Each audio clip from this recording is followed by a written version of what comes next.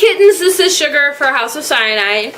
So I wanted to do kind of a video response to 4Queens about being an empath and what an empath is. I am an empath. I have been an empath for most of my life.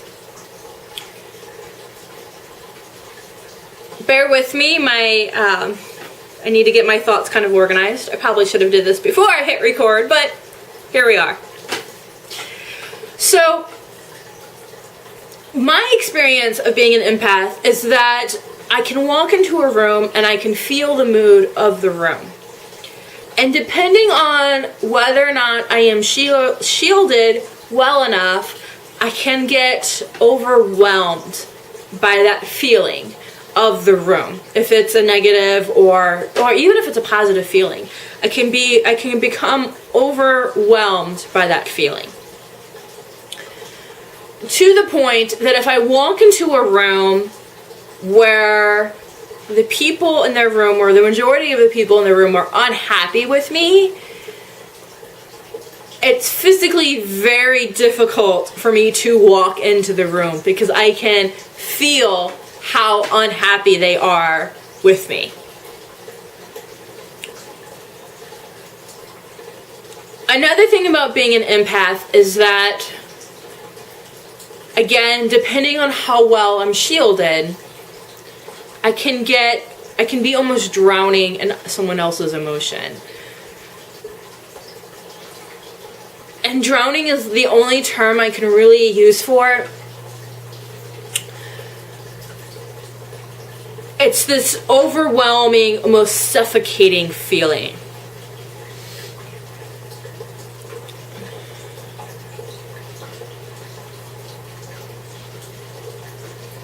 It's also why I have a very difficult time in situations like at funerals and things of that nature, because, again, if I'm not shielded properly,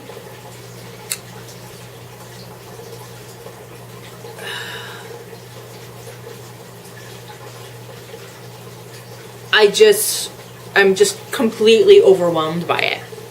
Now, when I am shielded properly, I can kind of float above it, and I can sense the emotion. I can pick up on it, but I don't emotionally feel it myself. I can kind of float above it and acknowledge its existence, and kind of just let it float past me instead of being brought with it. So it really depends on my level of shielding, where I'm at in my personal headspace, whether I'm having a good day or a bad day. With the sound thing, I can agree on the sound thing because I spend a lot of time in clubs and bars and nightclubs due to my nature of my work. And when music is really loud, like dance music, and it's just really, really loud, after a while I start to feel claustrophobic. Like I feel like the vibrations of the sound is just oppressive, and I actually have to go outside no matter what the temperature is, whether it's freezing out or boiling out. I have to go outside and get away.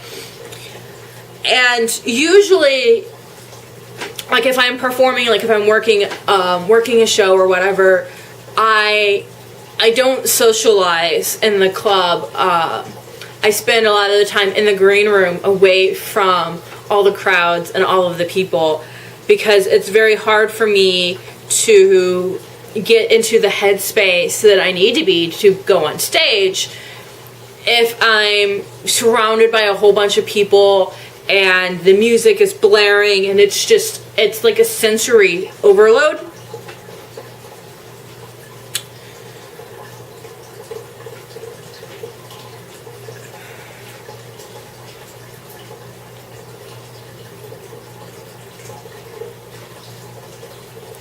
I have noticed that because I'm an empath, it's very difficult for people to knowingly lie to me.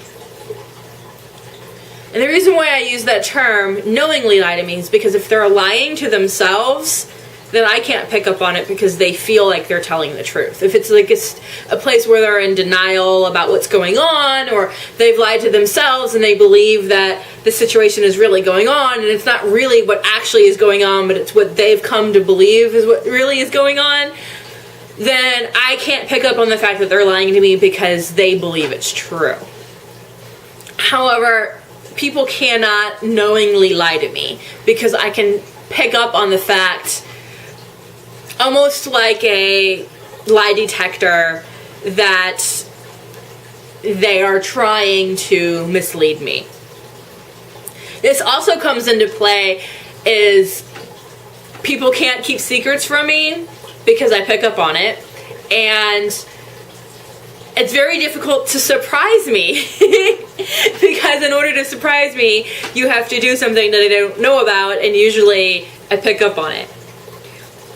Now, this comes in handy. I've had a friend of mine who, like me, counsels a lot of other people and is also in show business, and they were having a really, really bad day and no one else picked up on it.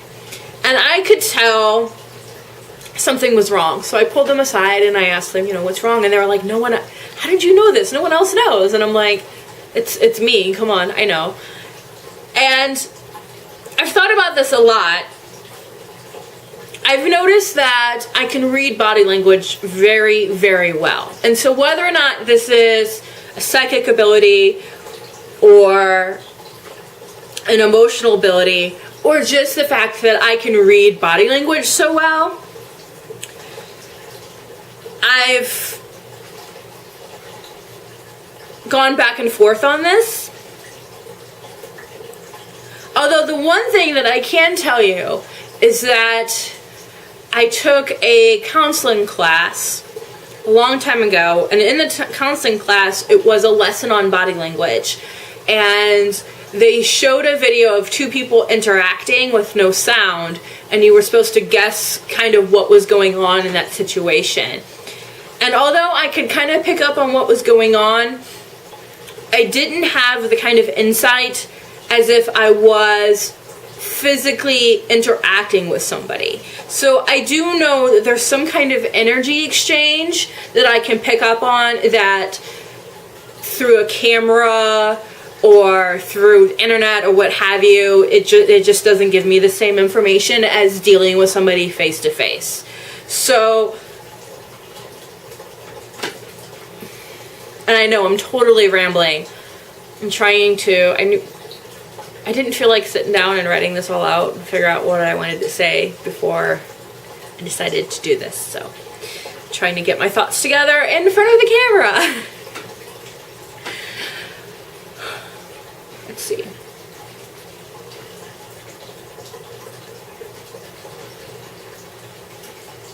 I guess that's all that I have to say at the moment. I'm sure that I have much more that I want to say in regards to this. And one of these days, I'll get myself organized and I'll put together some notes and have a cohesive and coherent video on the topic, other than just me rambling and giving some of my thoughts off the top of my head.